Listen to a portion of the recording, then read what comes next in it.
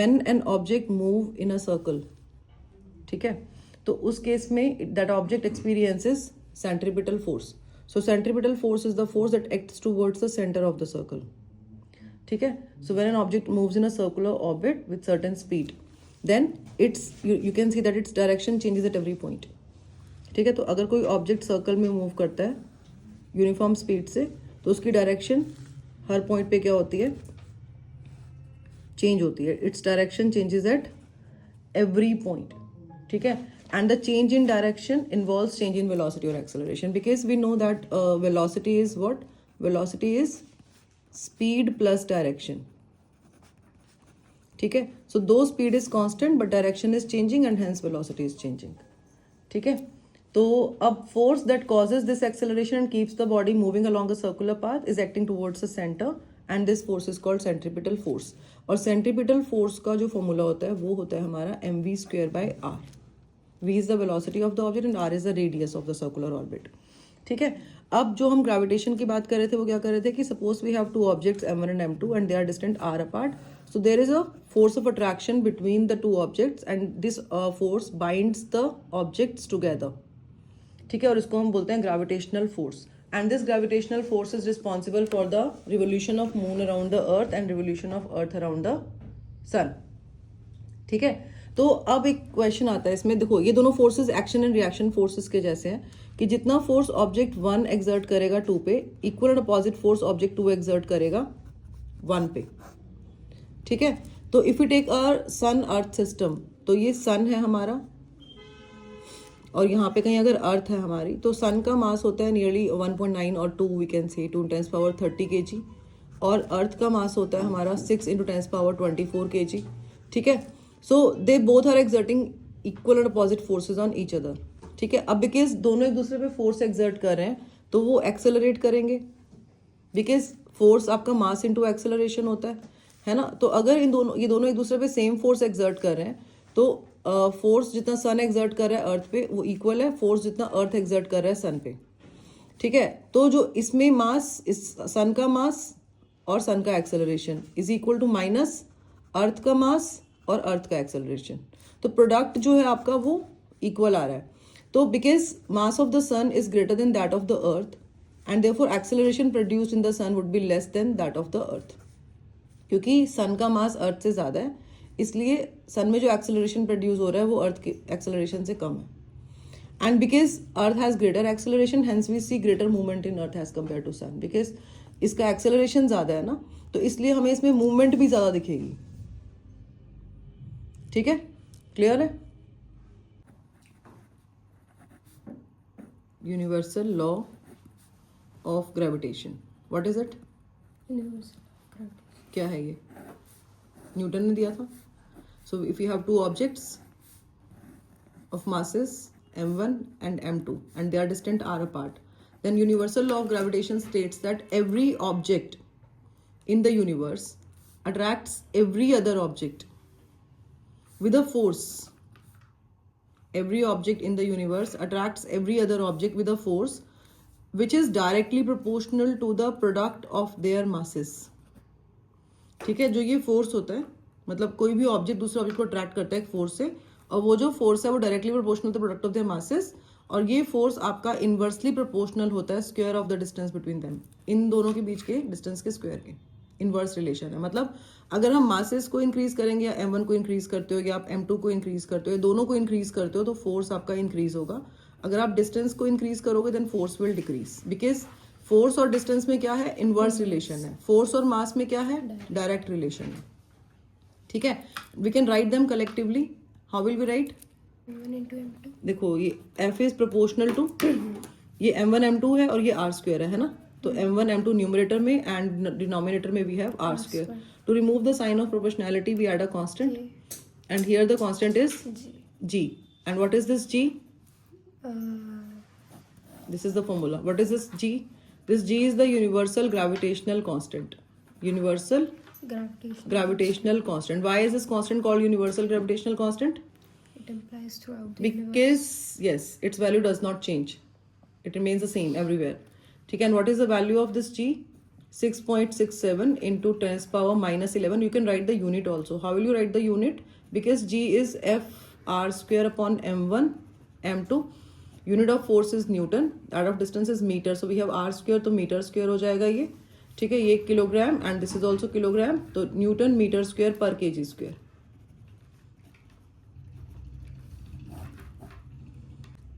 अब एक question exam में आता है कि what would be the force of attraction or how will the attractive force, this gravitational force change if one of the masses is doubled.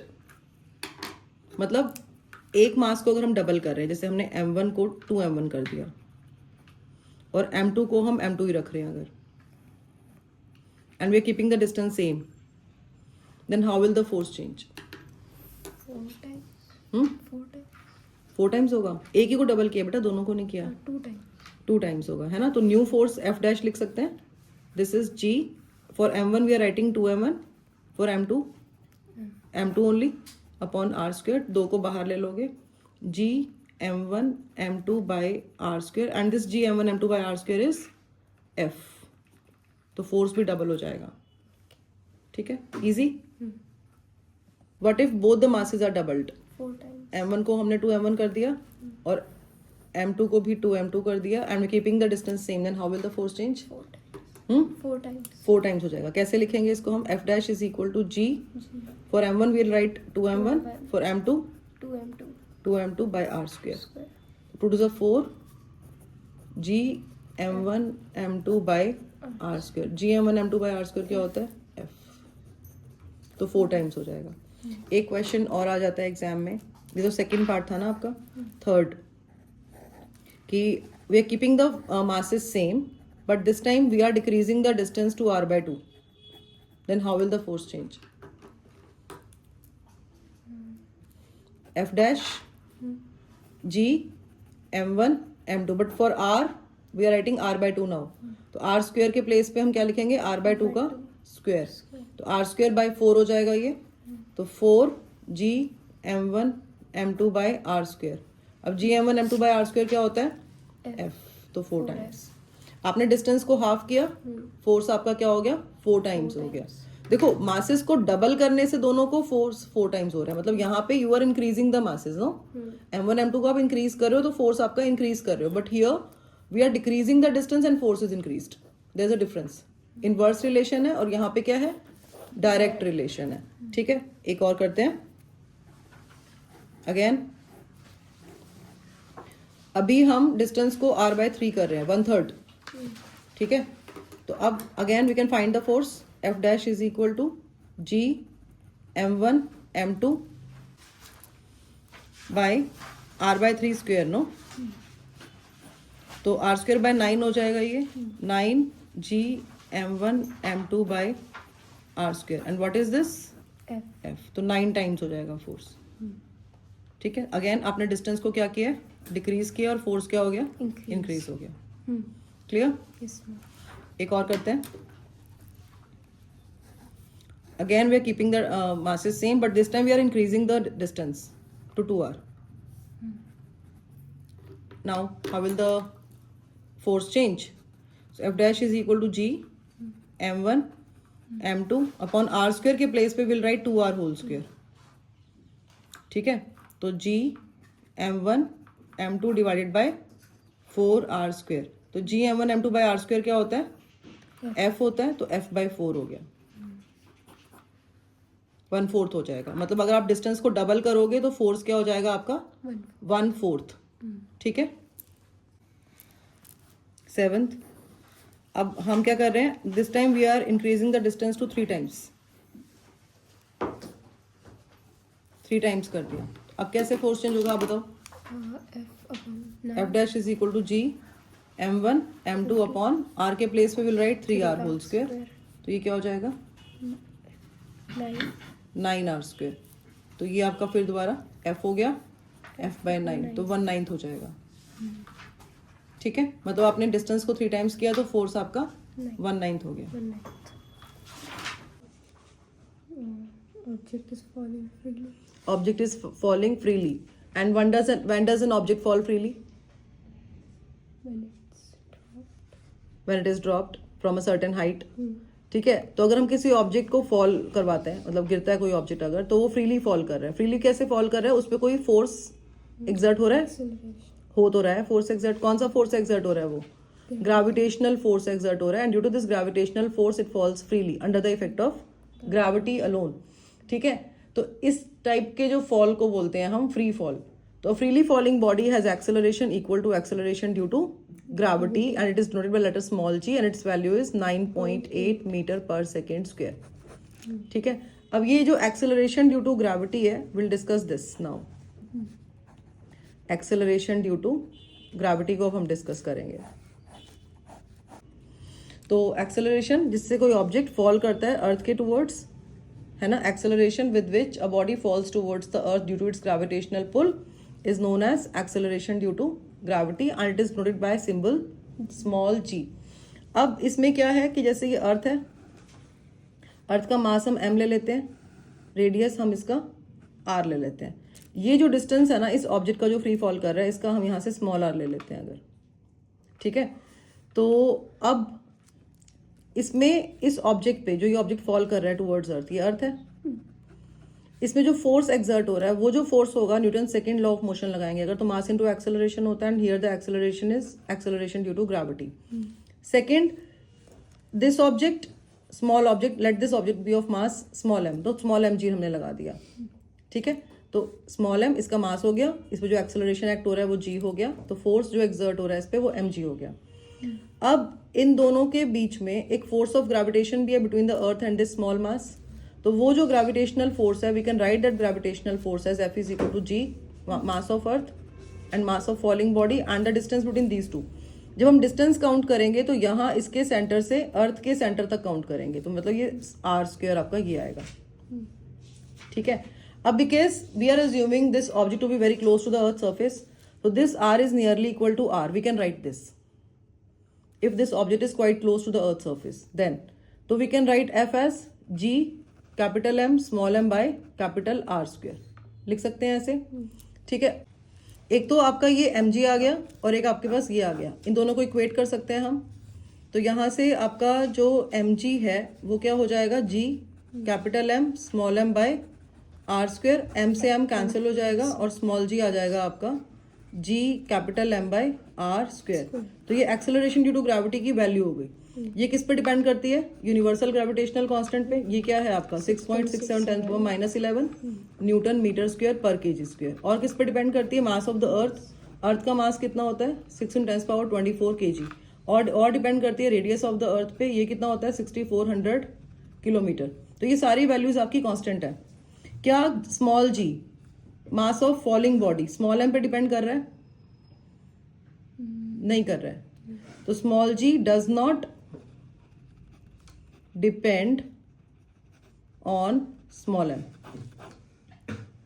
ठीक है। ये आपका जो एक्सेलरेशन ड्यू टू ग्रेविटी है मास ऑफ फॉलिंग बॉडी पर depend नहीं कर रहा है। ये किस पे डिपेंड कर रहा है, ये अर्थ के मास अर्थ के रेडियस पर डिपेंड कर रहा है,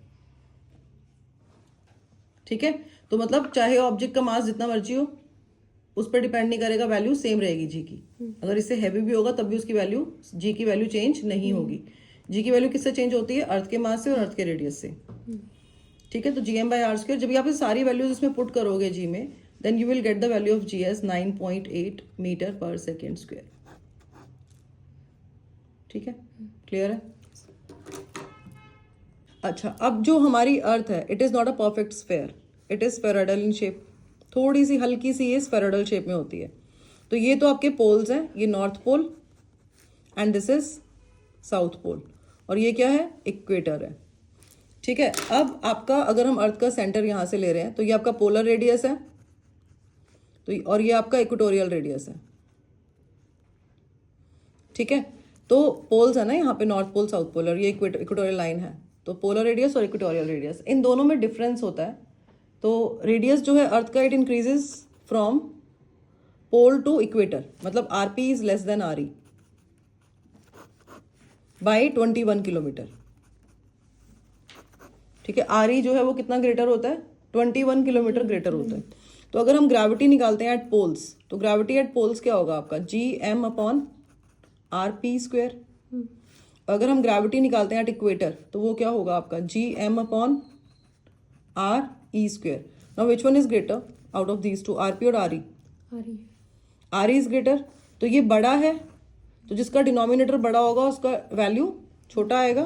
तो gravity at equator is smaller than gravity at poles. So gravity at poles is greater. तो g becomes greater at poles and at equator because R is less, so g will be more. There is inverse relation between acceleration due to gravity and radius, no? Yes. तो जहाँ पे r की value कम होगी वहाँ पे gravity की value ज़्यादा होगी. एक तो ये चीज़ है आपकी. इसके अलावा एक चीज़ और भी है जो आपके सिलेबस में बहुत ज़्यादा डिटेल में नहीं है. You will study this in class 11th. जो डेरिवेशंस है वो आप 11th क्लास में करोगे. मैथमेटिकल एक्सप्लेनेशन इसका 11th क्लास में है क्या कि जैसे ये अर्थ है आपकी, तो ग्रेविटी जो है decreases with height. Acceleration due to gravity decreases with height as well as depth. मतलब अगर आप अर्थ को डिग करके नीचे जा रहे हो अर्थ में तब भी ग्रेविटी डिक्रीज हो रही है आपकी, यहाँ पे भी. और अगर आप हाइट पे जा रहे हो तब भी ग्रेविटी डिक्रीज हो रही है. And at the centre of the earth G becomes 0.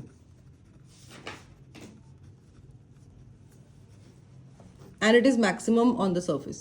So at the surface, G is maximum.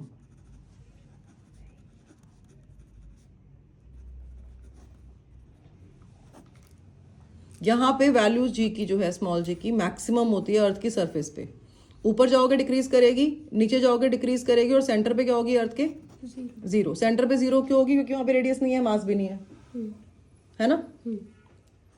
तो जब आप ग्रेविटी को इंक्लूड करते हो तो इक्वेशंस ऑफ मोशन कैसे चेंज होती हैं आपकी, ये करने वाले हैं हम. कैसे चेंज होती हैं? अगर कोई ऑब्जेक्ट फॉल कर रहा है ना, तो उसमें एक्सेलरेशन जो है it becomes acceleration due to gravity. If it is going down towards earth surface तो आप उस केस में velocity will increase and it hits the ground. The object hits the ground with maximum velocity. ठीक है, initially velocity is 0 and here object is hitting the ground with maximum velocity v. ठीक है, अगर आप किसी object को नीचे से ऊपर फेंक रहे हो तब उस केस में आपका हाईएस्ट पॉइंट पे वेलोसिटी बिकम्स 0. बट यहाँ पे this object is moving against gravity, तो a क्या हो जाएगा आपका? -g. तो यहाँ इधर क्या है? When it is falling towards the earth surface then a is +g. When it is going away from the earth surface and a is -g because it is going against the gravitational force. ठीक है, तो दोनों cases में यहाँ पे आप a को -g रखोगे, यहाँ पे आप a को +g रखोगे. और कहाँ पे हाईएस्ट पॉइंट पे वेलोसिटी क्या होती है? 0. तो अगर नीचे से ऊपर जाएगा तो v0, ऊपर से नीचे आएगा तो u0. तो फर्स्ट इक्वेशन ऑफ मोशन. और बिकॉज यहाँ पे एक चीज और भी है कि आप हाइट की बात कर रहे हो, वर्टिकल हाइट ना, तो हम we can replace s by h. ठीक है, तो first equation of motion becomes v is equal to u plus G T. Second equation of motion is h is equal to ut plus half gt square. Third equation of motion is v square minus u square is equal to 2gh. ये आपका आ गया. ठीक है, तो जब आपका object ऊपर की साइड जा रहा है, यहाँ पे ऊपर जा रहा है, तो आपकी वेलोसिटी यहाँ मैक्सिमम है, यहाँ पे ऊपर जाके क्या हो रही है? 0 हो रही है. और जब नीचे आ रहा है तो वेलोसिटी इंक्रीज हो रही है and it is hitting the ground with maximum velocity because acceleration is positive and here acceleration is negative. Clear? Write the differences between capital G and small g. Then what will you write? Remains constant. Capital G is universal gravitational constant. है ना? And what is small g? Acceleration due to gravity. Capital G की value क्या होती है? So, और small जी की value क्या होती है? 9.8. ठीक है, कैपिटल जी की वैल्यू कांस्टेंट रहती है everywhere and small g Varies through. Varies. Clear है? Next topic is mass and wait.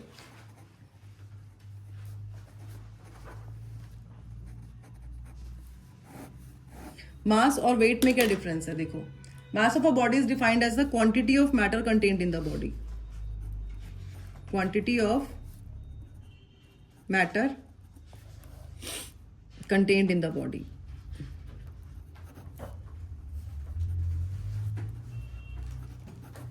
ठीक है, mass of the body is the quantity of matter contained in the body and it is a measure of inertia.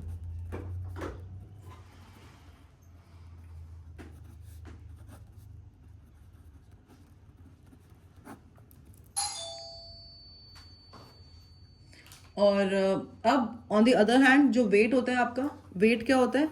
Weight of an object is the force with which it is attracted towards the earth.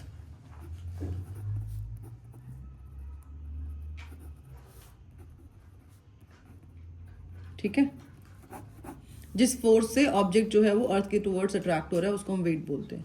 अब wait और मास में क्या relation है? W is equal to m into G. Weight को हम major करते हैं Newton में, मास को हम मेजर करते हैं किलोग्राम में, and gravity, acceleration due to gravity is in metre per second square. ठीक है, क्लियर है ये? अब वेट को कॉमनली एक्सप्रेस करते हैं किलोग्राम वेट में भी. अब 1 किलोग्राम वेट कैसे, किसके इक्वल होता है? कितने न्यूटन के? बताया था मैंने ये क्लास में, 9.8 newton. 1 kilogram weight is 9.8 newton. अब क्वेश्चन आता है एग्जाम में, what are the differences between mass and weight? तो फर्स्ट तो अपनी डेफिनेशन लिख दोगे कि मास जो है वो quantity of matter contained in the object and weight is the force with which the object is attracted towards the earth. ठीक है, डेफिनेशन आ जाएगी. सेकंड, इनकी यूनिट भी आप कर सकते हो कि न्यूटन में मेजर करते हैं किलोग्राम में, एंड ये 1 किलोग्राम वेट में भी होता है, and 1 kilogram weight is 9.8 Newton, ये भी कर सकते हो. थर्ड आपका आता है इसमें कि जो मास है वो स्केलर क्वांटिटी है. On the other hand weight is a vector quantity. Mass is a scalar quantity, weight is a vector quantity. ठीक है, और एक आता है बिकॉज आपका जो W है वो mg है. दो m is scalar but acceleration due to gravity is a vector quantity. It is acceleration. ये वेक्टर क्वांटिटी है, ये स्केलर है लेकिन ये वेक्टर है. तो आपका जो ओवरऑल जो रिजल्ट आ गया वो क्या आया? वेक्टर आया. ठीक है, और मास जो है वो सेम रहता है everywhere, but the value of g changes from planet to planet. Even on the surface of earth its value change, है ना? It decreases with height, decreases with depth, maximum at the zero at the center and maximum on the surface. तो gravity की value change होती रहती है. And because देखो W is equal to mg है, तो मास की वैल्यू क्या है? कांस्टेंट है एवरीवेयर. और जो g है हमारा वो चेंज होता है. ठीक है, तो g हमारा डिफरेंट प्लेसेस पे डिफरेंट होता है. Mass is constant everywhere, but value of G changes. It is different at different places. And because we are taking the product, क्योंकि इसकी वैल्यू चेंज हो रही है, इसलिए आपका जो वेट है वो भी क्या हो रहा है? चेंज हो रहा है. क्लियर है? Next topic is thrust. Thrust क्या होता है? Thrust is the perpendicular force acting on an object. अगर कोई ऑब्जेक्ट है उस पर जो परपेंडिकुलर फोर्स एक्ट हो रहा है उसको हम थ्रस्ट बोलते हैं. ठीक है, तो अब इसमें एक और टर्म आती है आपकी pressure. You have read about thrust and pressure in class 8. Pressure क्या होता है? Force exerted on the body.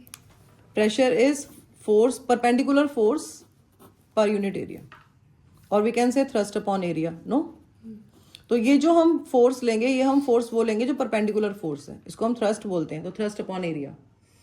ठीक है, तो pressure is defined as force acting perpendicular on a unit area of the surface.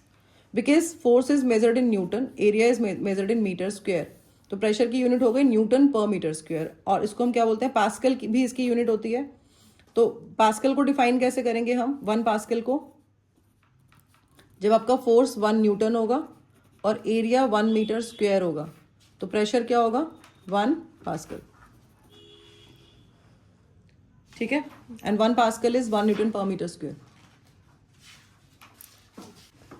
Next topic is buoyancy. Buoyancy, buoyant force आता है इसमें term. Upward force, up thrust, up thrust. Thrust क्या है? Perpendicular force है. Up thrust मतलब जो upward direction में perpendicular force लग रहा है. परपेंडिकुलर फोर्स जो अपवर्ड डायरेक्शन में लग रहा है उसको हम क्या बोलते हैं? अप थ्रस्ट बोलते हैं. और क्या बोलते हैं? Buoyant force. Buoyant force. ठीक है, so all objects experience a force of buoyancy when they are immersed in a fluid. अगर हम किसी भी ऑब्जेक्ट को, फ्लूइड मतलब कोई भी गैस या लिक्विड, कुछ भी हो सकता है, उसमें किसी भी गैस या लिक्विड को अगर हम किसी भी ऑब्जेक्ट को इमर्स कर रहे हैं तो वो एक्सपीरियंस करेगा एक अपवर्ड फोर्स या अप थ्रस्ट या फिर बॉयंट फोर्स. ठीक है, और इस ऑब्जेक्ट का वेट कहाँ एक्ट करता है? डाउनवर्ड। तभी देखो कोई ऑब्जेक्ट फ्लोट करता है, कोई सिंक करता है ना? कोई पार्शियली फ्लोट करता है, पार्शियली सिंक करता है। तो अब इसमें क्वेश्चन यहाँ पे आता है कि why does an object float और sink when placed on the surface of a liquid? क्योंकि वहां पे एक अपथ्रस्ट, एक बॉयंट फोर्स एक्ट तो कर रहा है, लेकिन हो सकता है ये अगर आपका F B buoyant force weight से ग्रेटर है, अपवर्ड फोर्स अगर डाउनवर्ड फोर्स से ज्यादा होगा तो फ्लोट करेगा, और अगर आपका अपवर्ड फोर्स डाउनवर्ड फोर्स से कम होगा Sink. तो सिंक करेगा। ठीक है। अच्छा, अब इसमें इसको डेंसिटी की टर्म्स में भी अंडरस्टैंड कर सकते हैं हम कि जो ऑब्जेक्ट की डेंसिटी है एक, और एक वाटर की density, if density of the object is less than that of water then it will float. Object की डेंसिटी अगर कम है पानी की डेंसिटी से तो फ्लोट करेगा, और अगर ऑब्जेक्ट की डेंसिटी ग्रेटर है वाटर की डेंसिटी से तो वो सिंक करेगा। क्लियर? तो डेंसिटी की टर्म्स में भी कर सकते हैं और बॉयंट फोर्स की टर्म्स में भी कर सकते हैं। अब एक इसको और एक चीज के टर्म्स में भी कर सकते हैं, वो हम कर सकते हैं रिलेटिव डेंसिटी। तो रिलेटिव डेंसिटी क्या होता है?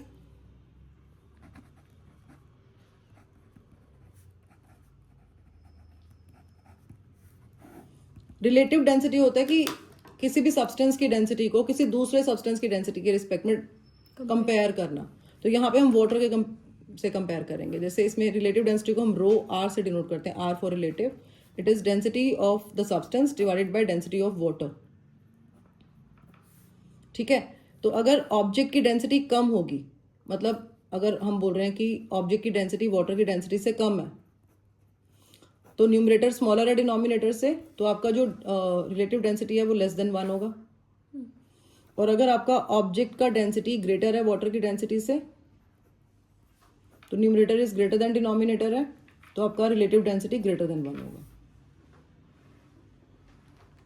ठीक है। अब वाटर की डेंसिटी होती कितनी है? ये वैसे एग्जाम में आपको पता होगा, बट फिर भी हमें पता होना चाहिए। वाटर की डेंसिटी होती है 1 ग्राम पर सेंटीमीटर क्यूब, और वी कैन राइट 1000 किलोग्राम पर मीटर क्यूब। और बिकॉज यहाँ पे आप डेंसिटी को डेंसिटी से डिवाइड कर रहे हो, तो relative density has no units. ये यूनिटलेस क्वांटिटी है, डायमेंशनलेस क्वांटिटी है। It has no dimensions, no units. ठीक है। Next is Archimedes principal.